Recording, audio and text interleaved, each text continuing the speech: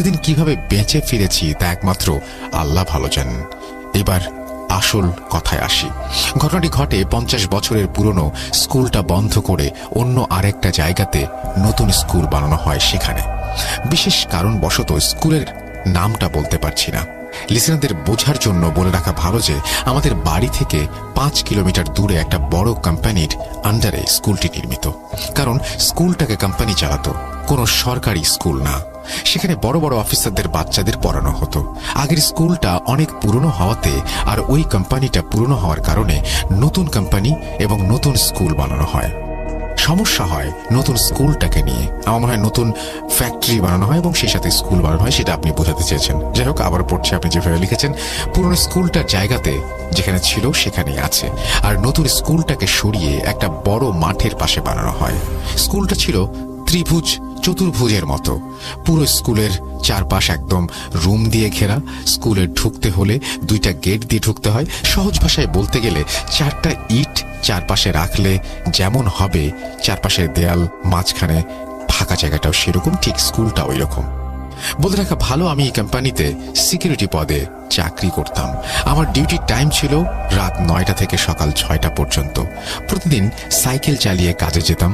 সময় লাগতো 40 মিনিট।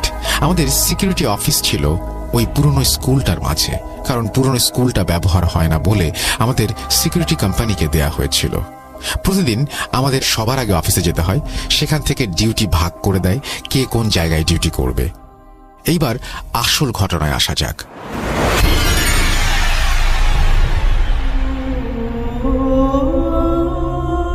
1/3/2022, তখন 9টা। আমি আমার সাইকেল নিয়ে ডিউটির উদ্দেশ্যে রওনা দিলাম। যথারীতি 9:45 অফিসে গিয়ে উপস্থিত হই।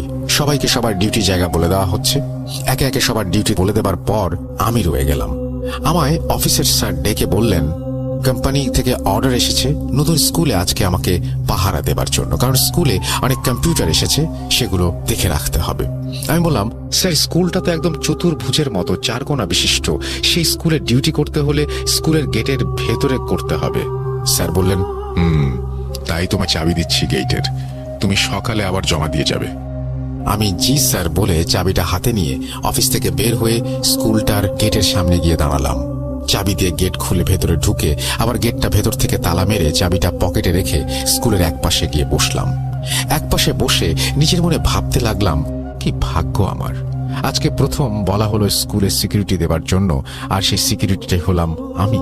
এসব ভাবতে ভাবতে ভাবলাম একটু স্কুলটা চারপাশে ঘুরে আসি, দেখি সব ঠিক আছে কিনা। সবকিছু দেখে এসে নিজের জায়গাতে বসে মোবাইলটা হাতে নিয়ে ভূত.com ছেড়ে কানে হেডফোন লাগিয়ে দেয়ালে হেলান দিয়ে বসে রইলাম। এইভাবে শুনতে শুনতে বেজে গেল রাত 12টা। তখন সব ঠিক ছিল। তারপর আবার আরেকটা ভূত.com এর এপিসোড ছেড়ে বসে রইলাম। এভাবে কত সময় গেল ঠিক খেয়াল নেই। একটু চোখ লেগে এসেছিল। মোবাইলটা বের করে দেখলাম তখন রাত 1:13। আমি বসা থেকে উঠে টর্চ লাইট নিয়ে দেখতে লাগলাম সব ঠিকঠাক আছে কিনা। আমি স্কুলের ডান পাশ থেকে শুরু করে হাঁটা শুরু করলাম এবং একসময় হাঁটতে হাঁটতে স্কুলের ওয়াশরুমের কিছুটা দূরে থেকে কেমন যেন একটা আওয়াজ ভেসে আসছিল, শুনতে পেলাম। মনে হচ্ছিল কেউ পানির কলটা ছেড়ে দিয়েছে। আমি রীতিমতো ঘাবড়ে গেলাম। মনে হলো এই স্কুলে আমি ছাড়া কেউ নেই।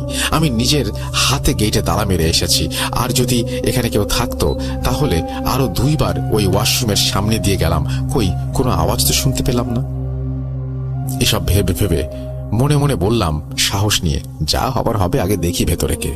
আমি দরজার সামনে গিয়ে প্রথমে বাইরে থেকে বললাম, ভেতরে কেউ আছেন? কোনো উত্তর পেলাম না। তখনও পানির কল থেকে অনবরত পানি পড়ার শব্দ আসছিল। এইভাবে 3 বার ডাকার পর দেখলাম কোনো উত্তর নেই। আমি এবার ওয়াশরুমের লাইটটা জ্বালিয়ে যেই দরজা খুলতে যাব, সাথে সাথেই আবার পানি পড়ার শব্দ বন্ধ হয়ে গেল। বেশ অবাক হয়ে চিন্তায় পড়ে গেলাম, যদি পানি পড়ার শব্দ হয় তাহলে নিচ থেকে কিভাবে আবার তা বন্ধ হয়ে যাবে। এসব ভাবতে ভাবতে আমি দরজাটা লাগিয়ে লাইটটা বন্ধ করে যেই 3-4 পা সামনে গেলাম, ঠিক তখনই আবার সেই পানি পড়ার শব্দ কানে ভেসে আসলো। আওয়াজটা শোনা মাত্র বুকের ভেতরটা কেঁপে উঠল আমার। আমি আর সাহস পেলাম না আবার দরজা খুলে দেখার। হাজারো ভয় নিয়ে আমি স্কুলের বারান্দার এক পাশে এক জায়গায় বসে শরীর বন্ধ করার জন্য যত দোয়া আছে সব পড়তে শুরু করলাম। মনকে সান্ত্বনা দিয়ে বুঝালাম, হয়তো এটা ভূতের ঘটনা শোনাতে এমন মনে হচ্ছে ভেবে হাজারো সাহস দিয়ে মনকে শান্ত করে বসে রইলাম। কিন্তু বসে থেকে কি হবে, আমার চোখ বারবার সেই ওয়াশরুমটার দিকে চলে যাচ্ছে। মনে হচ্ছে আমি নিজের চোখকে কন্ট্রোল করতে পারছি না, মনে হচ্ছে ওখানে কেউ আছে। আমি হাজার চাইলেও বুঝাতে পারছি না। আমার মনে হচ্ছে যে আমাকে কেউ যেন তাকাতে ওইদিকে বাধ্য করছে। আমি তখন না পেরে চোখটা বন্ধ করে সূরা ইয়াসিন পড়তে শুরু করলাম। কিছু সময় পর কিছু শান্ত মনে হলো। ভাবলাম এবার বুঝি শান্তি মিলল। এইভাবে কিছু সময় যাবার পর হঠাৎ স্কুলের কোনায় একটি ছায়ার মতো কাউকে দেখতে পাই। চোখে ভেসে উঠল, মনে হচ্ছে কেউ একজন ওই কোনায় দাঁড়িয়ে আছে মাথা নিচু করে। আমি কিছু সময় তাকিয়ে কোনো ছায়া আছে কিনা বুঝতে চেষ্টা করলাম।